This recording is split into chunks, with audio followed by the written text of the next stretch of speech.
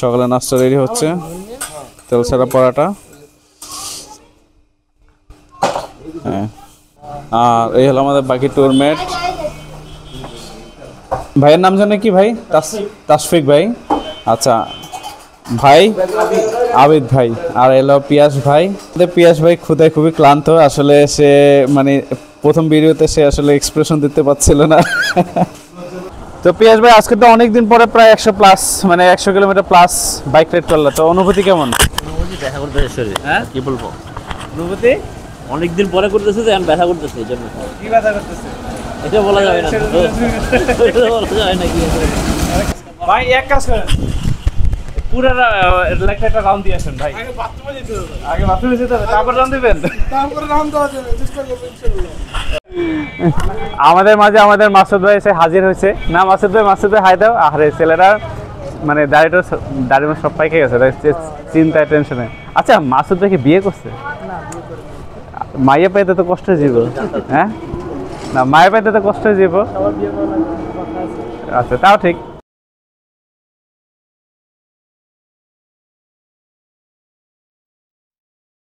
আমাদের অনেকদিন একটা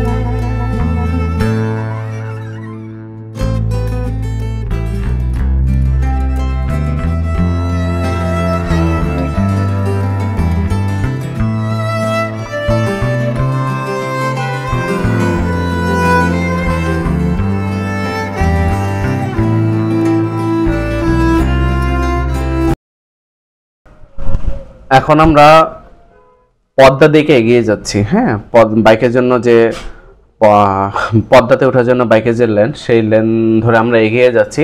তো সকালের ওয়েদারটা আসলে খুবই চমৎকার ছিল, একটা সোনালী আভা দেখা যাচ্ছিল। এই হলো আমাদের পদ্মা টোল প্লাজা। এইখানে নির্ধারিত হোন্ডার জন্য 100 টাকা টোল দিয়ে আমরা হলো পদ্মা দিকে এগিয়ে যাচ্ছি। আমাদের সাথে আরও 3টা বাইক ছিল, এক হলো পিয়াস ভাই, এক হলো তশরিফ ভাই, আর একটা ভাইয়ের নাম হঠাৎ মনে আসতেছে না, ঠিক আছে। তো 3টা বাইকের মধ্যে একটা ছিল হোন্ডা সেভিয়ার, একটা ছিল জিক্সার, আর একটা ছিল এটাও খেয়াল নেই। যাই হোক, আমরা এখন পদ্মা থেকে এগিয়ে যাচ্ছি। এখানে একটা জিনিসকে বাইকের জন্য নির্ধারিত লেন থাকলেও এখানে ম্যাক্সিমাম বাইকাররা আসলে লেনটা মানতেছে না, এবং ফাইনালি আমিও মানতে পারলাম না। কারণ হলো পথের মাঝখানে দেখবেন যে ওদের কনস্ট্রাকশনের কাজ চলতেছে, সো যে কারণে আসলে আমাদের লেন চেঞ্জ করা লাগছে বারবার। এই যে দেখেন। আর একটা কথা হলো, এখানে নির্ধারিত গতি 60 কিলোমিটার/আওয়ার থাকলেও এখানে কোনো গাড়ি মানতেছে না। প্রথম দিকে আমি মানলো, লাস্ট সর্বশেষ আমি হলো 70-75 উঠাতে বাধ্য হয়েছিলাম। এই দেখেন, একটা বাইক আমার সামনে পাশ দিয়ে কি জোরে টেনে চলে গেল। এরকমভাবে শুধু বাইক না, আপনার প্রতিটা বাস এখানে দেখলাম 80, 85, 90-তে ট্রেনে চলে যাচ্ছে হুড় হুড় করে। এই যে আমার গতি হলো 74, 75, দেখেন বাসটা কিভাবে চলে যাচ্ছে, একবার দেখলেই বুঝতে পারবেন। তো আসলে আমরা কেউ নিয়মটা মানি না। তো এই আমরা যাচ্ছি, দেখতে থাকুন।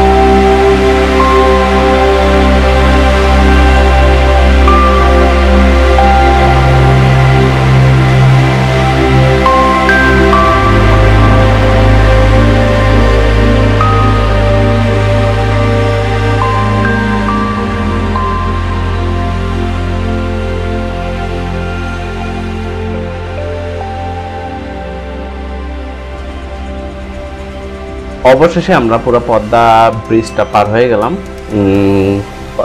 10 মিনিটে, যেহেতু আমাদের নির্ধারিত গতিতে আমরা চালানো ট্রাই করছি।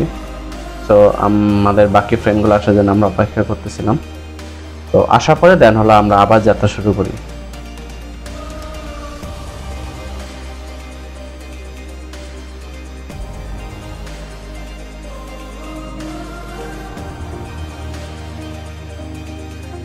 তো আমাদের নেক্সট গন্তব্য ছিল আমরা আসলে পাঁচচর হয়ে শিবচর দিয়ে দেন আমরা চলে যাব আপনার মাদারপুর সার্কিট হাউসের দিকে। আমরা মুস্তাফাপুর মানে ওই এলাকার দিকে যাব না। তো যে কারণে আমরা ম্যাপটা ওপেন করে নিয়েছিলাম আগে থেকেই, যেন আমরা আসলে লেন পরিবর্তন করতে না হয়, মানে আমাদের যেন অতিরিক্ত বেশি দূরে যেন আমরা না যাই। কারণ এক্সপ্রেসওয়ে তো দেখা গেল যে আমরা হলো যদি একটু সামনে চলে যাই আমাদের অনেকখানি ঘুরে আসতে হবে। তো আমরা এই জন্য আসলে থেকে ম্যাপটা ওপেন করে নিয়েছিলাম।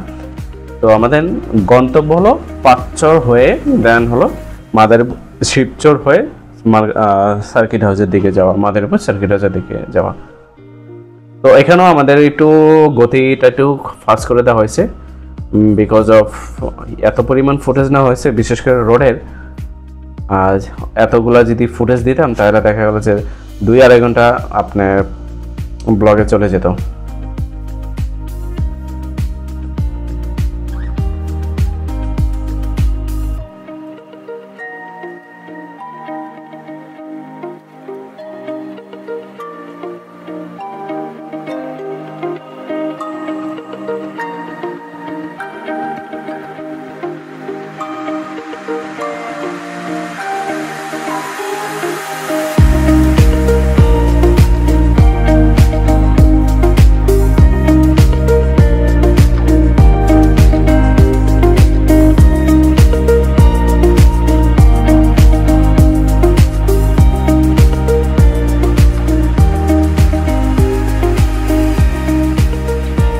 তো ফাইনালি আমরা আমাদের নির্দিষ্ট ডেস্টিনেশনে চলে আসি। আমরা এখন পাঁচচর দিয়ে শিবচরের দিকে ঢুকবো। তো আমরা একটু ভুল করে সামনের দিকে চলে আসছি, সো আমরা একটু রং সাইড হয়ে দেন হলো আমরা পাঁচচরের দিকে আগাচ্ছি।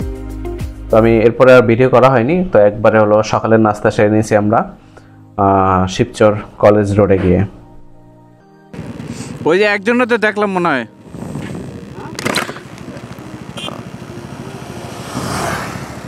এখন আসে না।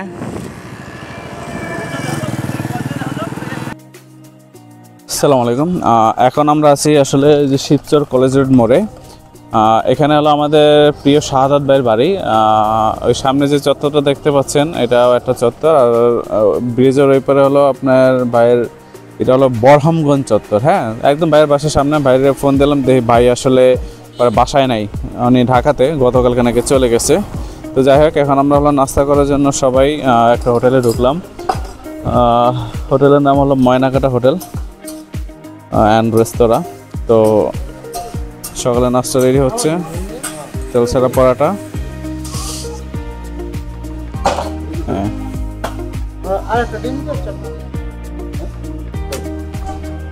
আর এই হলো আমাদের বাকি টুরমেট। ভাইয়ের নাম জানে কি ভাই? তাসফিক ভাই। আচ্ছা ভাই, আবিদ ভাই, আর এলো পিয়াস ভাই। ঠিক আছে, কেউ না। হ্যাঁ, আচ্ছা, আমাদের পিয়াস ভাই ক্ষুধায় খুবই ক্লান্ত আসলে। সে মানে প্রথম ভিডিওতে সে আসলে এক্সপ্রেশন দিতে পারছিল না, খুব লজ্জা পাচ্ছিল। ঠিক আছে, থাক, নাস্তা হয়ে গেছে পিয়াস ভাই, আরেকটু ধৈর্য ধরো। হ্যাঁ, আরেকটু ধৈর্য ধরো। আচ্ছা, ভাইরা মনে হয় ক্যামেরা সেট করতেছেন, ভাইরা খুবই ব্যস্ত। ওকে, ঠিক আছে ভাই, আমরা নাস্তা করি না।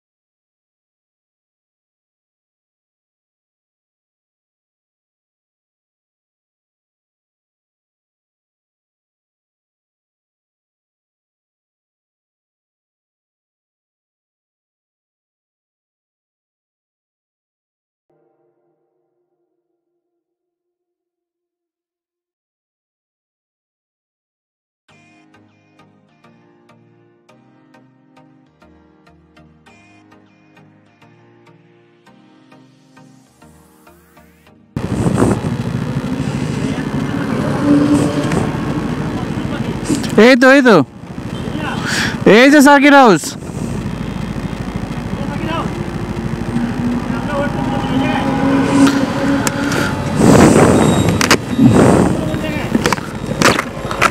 ওয়েট করবে কেন?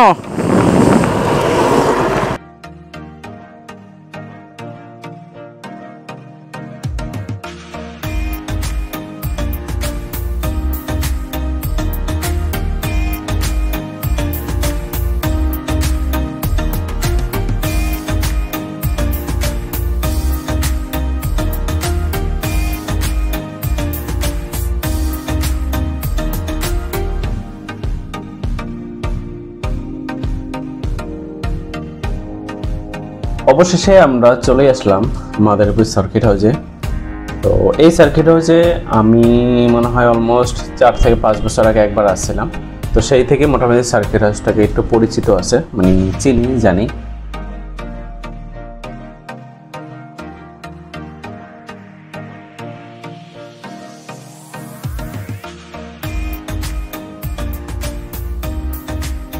এখন আমরা আছি মাদারীপুর সার্কিট হাউসের সামনে। সার্কিট হাউসের সামনে এই সেই বিখ্যাত লেক, যেখানে আজ থেকে মনে হয় প্রায় 4 বছর হবে। 4 বছর আগে একবার আসছিলাম ফটোশ্যুট পারপাজে। এইখানে আমাদের অনেকগুলো ফটোশ্যুট নেওয়া হয়েছিল। আর যাদের ফটোশ্যুট নিয়েছিলাম অ্যাকচুয়ালি তারা ছিল ডাক্তার দম্পতি, ঠিক আছে। এই সেই লেক ভিউ পার্টি সেন্টার, এই সেই রেস্টুরেন্ট, যে রেস্টুরেন্টে হলো আমি শ্যুট নিয়েছিলাম। যাই হোক, আজকে অনেকদিন পর এসে ভালোই লাগছে। এই সেই মাদারীপুরের লেক, খুব সুন্দর একটা লেক। দেখি আমাদের ট্যুরে যে বাইক ভাইরা আছে, মানে রাইডার ভাইরা আছে, কলিগ ভাইরা আছে, তাদেরকে একটু দেখি। আমাদের হলো এই 4টা বাইক। হ্যাঁ, আমরা আজকে 4 জন আছি এই 4টা বাইকে। এই হলো 4টা বাইক, এই হলো 4টা বাইক। আর এই বাইক হলো আমাদের পিয়াস ভাই হলো কিনছে, এটা নতুন কিনছে। যাই হোক, তো পিয়াস ভাই আজকে তো অনেকদিন পরে প্রায় 100+, মানে 100 কিলোমিটার প্লাস বাইক রাইড করলো, তো অনুভূতি কেমন? অনুভূতি দেখা করতেছে শরীর, হ্যাঁ কি বলবো, অনুভূতি অনেকদিন পরে করতেছে যে আমি ব্যথা করতেছে এই জন্য। কি ব্যথা করতেছে? এটা বলা যাবে না তো, এটা বলা যাবে না কি আছে। তো কেমন লাগে নতুন যে বাইক মেলা আছে বিয়ার? না, ভালো লাগছে, ভালো লাগছে না? Severe is good. না মানে আজকে মন মতো টানছে নাকি? দেখে আমাদের এদিকে আদিব ভাই হলো, মানে আমাদের তাসরিফের ছবি তোলায় ব্যস্ত, কারণ তাকে পরামর্শ দিচ্ছে ভাই যেন না বসে নাকি দড়ির উপরে থাকে।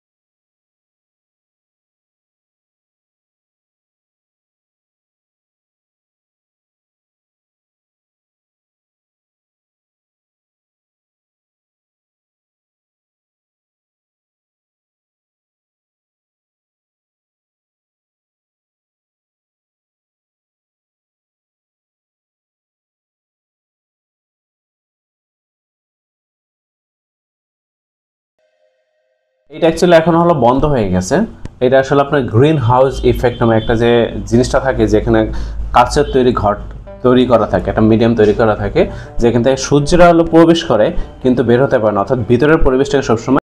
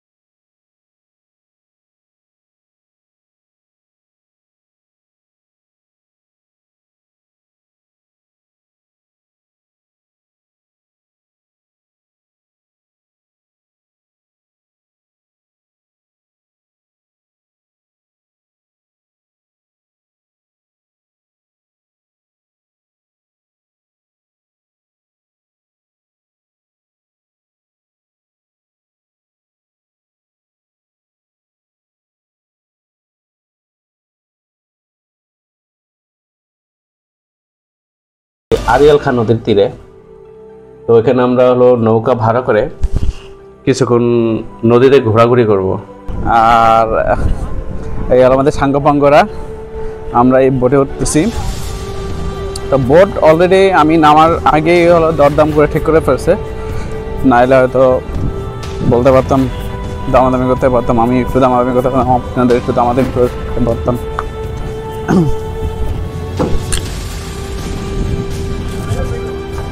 কাকা কত হইলো দামাদামিতে?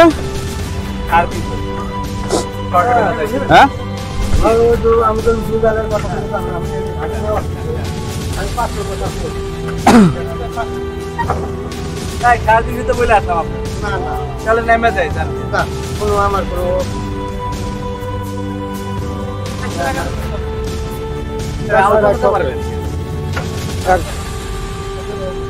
হইব কাকা, দেন উঠে যেতে গেছি, যদি নামাই দেন তাহলে আর কিছু করার আছে কোন?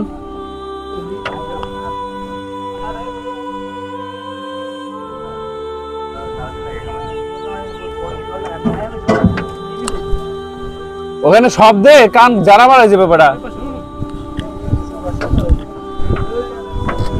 আমাদের এখন আমাদের আদি ভাই টাকা দিয়ে দেবো কাকা, নামো নাকি? হ্যাঁ, এটা কি নদী কাকা? আরিয়াল খা, ওর নাম নাই।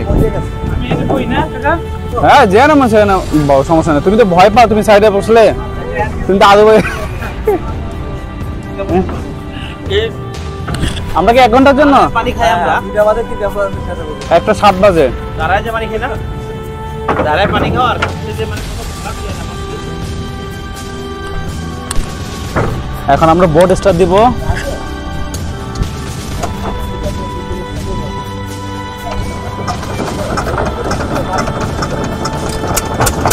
হ্যাঁ, আমাদের বোট স্টার্ট হয়ে গেছে।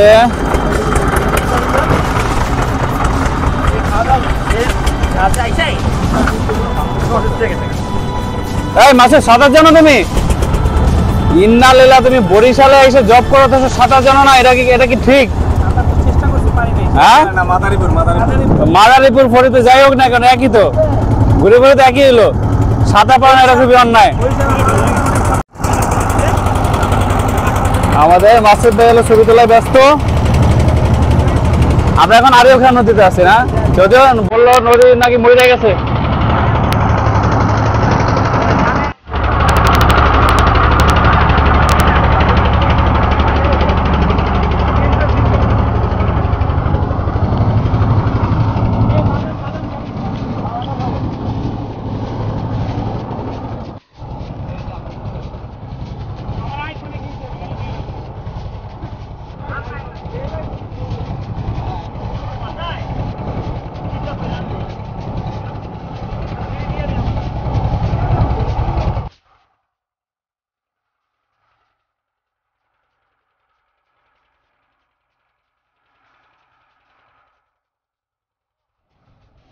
আমরা এখন সরিষা খেতে থামবো না? সরিষা কি এখন হয়? এই সরিষা না, সরিষা তো শীতকালীন। হ্যাঁ হ্যাঁ।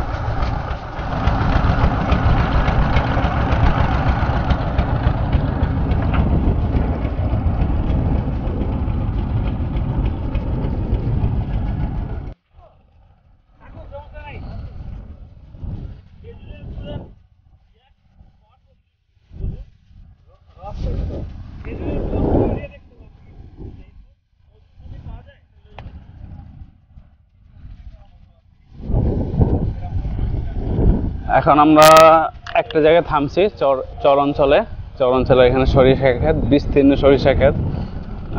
হয়তো ঘন নাই, কিন্তু মোটামুটি ছড়ানো ছিড়ানো অনেক হলো সরিষা আছে। এক পাশে নদী, এক পাশে হলো সরিষা ক্ষেত। দেখতে আসলে খুবই দারুণ চমৎকার লাগতেছে। আর পুরোটা হলো বেগুন গাছ,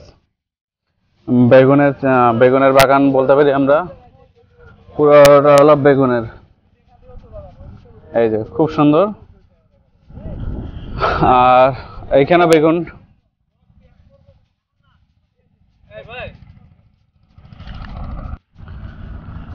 আমরা এখন সরিষা ক্ষেত পরিদর্শনে আসছি।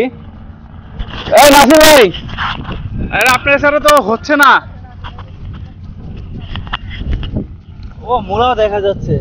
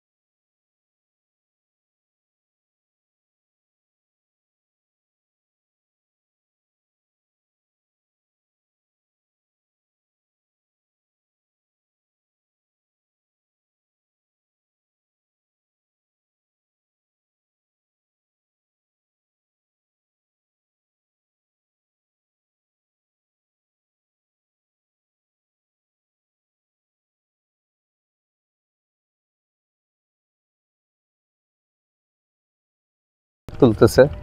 এখানে মনে হয় কিছু চাষ করবে না? হ্যাঁ, এখানে চাষ করবে, বীজ বুনছে, এখন জানি না আমরা কি লাগাইছি এখানে। আমরা যে কুমড়া ক্ষেতটা দেখাইতে পারি, কুমড়ো ফুলে ফুলে নুয়ে পড়েছে লতাটা, সজনে ডাঁটায় ভরে গেছে গাছটা। আমরা সেই কবিতাটা পড়েছি, অনেকে হয়তো শহরের জীবনে অভ্যস্ত, যারা কুমড়া গাছ দেখি নাই। এই যে আমরা এখন দেখাবো কুমড়া গাছ আসলে কীভাবে রোপণ করেছে এবং কী সুন্দর ফলন হয়েছে। কুমড়ো আছে দেখি। হ্যাঁ, কুমড়া হয়েছে, এই যে এখনও ছোট, এটা বড় হবে আস্তে আস্তে। এবং কুমড়া ফুল দেখাইতে পারেন, এখন বেলা হয়ে যাওয়ার কারণে কুমড়া ফুলটা চুপসে গেছে। এই যে একটা কুমড়া ফুল আমি বের করে দিই, এই যে খুব সুন্দর। এই যে এখানে আর একটা আছে, অনেক সুন্দর। এবং কুমড়া ফুল আপনার ভর্তা করলে কিন্তু খুবই মজা লাগে, খুবই টেস্টি। ওই যে দুইটা শিশু আসতেছে, কাদামাটি বাংলার পলিজামা চাতরে কিছু। ওদিকে আর কুমড়ো আছে বড়? ওই যে আপনার ইয়ে আছে, বেগুন ক্ষেত আছে, চলেন।